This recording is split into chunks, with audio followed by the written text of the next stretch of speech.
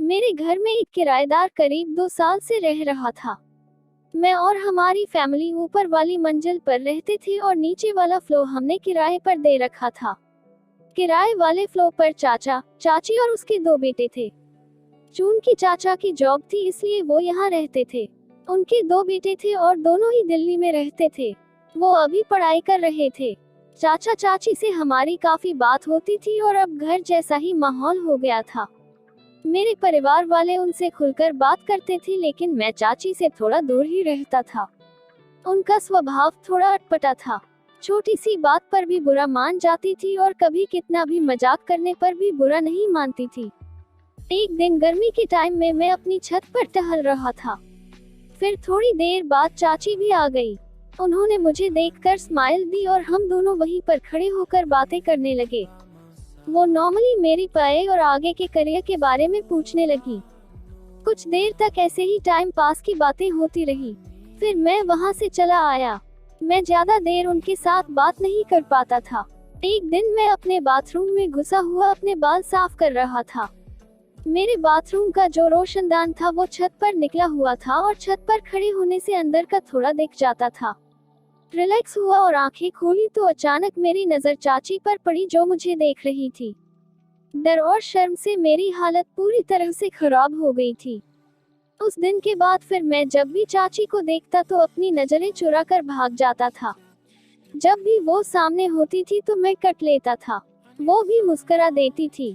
गर्मी के मौसम में मुझे टहलने की आदत थी। तो एक दिन ऐसे ही मैं शाम को जब छत पर टहल रहा था तो चाची भी आई। चाची के आते ही मैं नीचे जाने लगा तो चाची ने मुझे रोक लिया। मैं थोड़ा घबरा गया कि ये कहीं उस दिन की बात न करने लगे। वो बोली, क्या बात है, मुझसे भागते क्यों रहते हो, इतने परेशान क्यों रहते हो तुम मेरे सामने? अगर उस दिन की बात के बारे में सोच रहे हो तो डरो मत, मैं किसी से नहीं कहूंगी।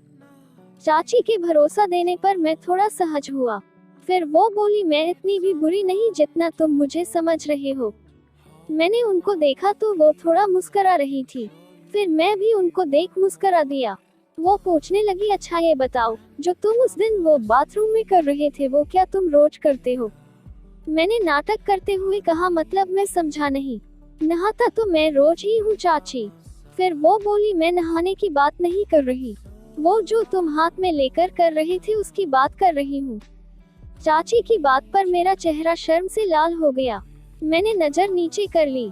चाची बोली, शर्मा क्या रहे हो, ये सब तो प्राकृतिक क्रियाएं हैं, औरतें भी करती हैं हाथ से। मैंने इतना गुप्त प्रश्न नहीं किया है कि तुम जवाब ही नहीं दे पा रहे हो। फिर मैंने चाची को बोला, अगर कोई सुन लेगा तो बहुत प्रॉब्लम हो जाएगी। मुझे डर था कि कोई भी कभी भी ऊपर आ सकता है। चाची कहने लगी, यहाँ हम दोनों के अलावा और कोई नहीं है। अगर तुम चाहो तो हम लोग धीरे धीरे बात कर सकते हैं, और अगर कोई आएगा तो टॉपिक बदल देंगे। इस बात से अब मुझे चाची की हरकत कुछ ठीक नहीं लग रही थी। वो कहने लगी, हम दोनों अकेले में एक दोस्त की तरह रह सकते हैं, मगर सबके सामने अब तक जैसे थे वैसे ही रहेंगे। इससे किसी को कुछ पता नहीं चलेगा। उनकी इस बात से मैंने पहली बार चाची को ऊपर से नीचे तक अच्छे से देखा। इस हरकत से चाची ने मुझसे पूछा, क्या हुआ सुमित, ऐसे क्या देख रहे हो? इस सवाल से मैं थोड़ा घबरा गया और कुछ नहीं बोला। चाची ने कहा, हम दोनों अब अकेले में एक दोस्त की तरह हैं। अगर तुम मुझे अपना दोस्त मानते हो तो बता सकते हो, वरना तो मैं समझूंगी कि ये दोस्ती केवल मेरी तरफ से ही है। मुझे कुछ समझ नहीं आ रहा था कि क्या बोलूं, क्योंकि मुझे डर था कि कहीं चाची बुरा न मान जाए। फिर मैंने बात बदलते हुए उनसे पूछा, क्या आप ही वो काम करती हैं? चाची ने पूछा, कौन सा काम? शायद वो खुलकर और क्लोज होना चाहती थी, क्योंकि उनको पता था कि मैं शर्मा रहा हूँ। मैं बोला, वही काम जो मैं उस दिन बाथरूम में कर रहा था। वो बोली, क्यों, मैं नहीं कर सकती क्या? मैं इंसान नहीं हूँ, मेरी कोई चाहत नहीं है। ऐसा बोलकर वो थोड़ा सा मुस्कुराए और बोली, करती तो हूँ मगर वैसे नहीं जैसे तुम करते हो। मुझे कुछ समझ नहीं आया तो मैंने उनका चेहरा देखा और पूछा, क्या मतलब?